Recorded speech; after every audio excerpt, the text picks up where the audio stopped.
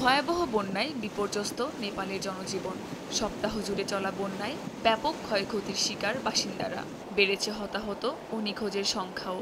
বসতবাড়ি হারিয়ে বাস্তুচ্যুত হয়েছেন বিভিন্ন অঞ্চলের বহু বাসিন্দা। বন্যার পানি কিছুটা নেমে গেলেও এখনও কমেনি তাদের ভোগান্তি। জীবনযাপনের জন্য প্রয়োজনীয় সবকিছু হারিয়ে পথে বসেছেন দেশটির বন্যা কবলিত বহু মানুষ। এর মধ্যেই অনেকেই হারিয়েছেন জীবিকা অর্জনের একমাত্র সম্বলও।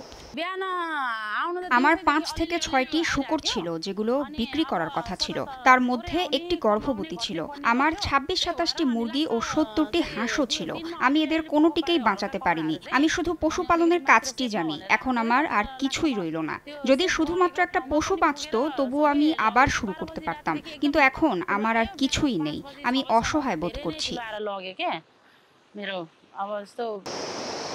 বিপর্যস্ত নেপালের বিভিন্ন অঞ্চলে চলছে উদ্ধার কাজ। ভূমিধসের কারণে মাটির নিচে চাপা পড়েছে বসতবাড়ি। পুনর্বাসনে সরকারের সহযোগিতা চান বাসিন্দারা।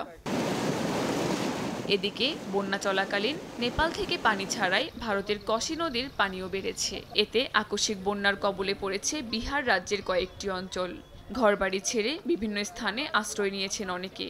শুরু হয়েছে উদ্ধার কাজ, বসানো হয়েছে রিলিফ ক্যাম্পও। কাকুলি আখতার, সময় সংবাদ।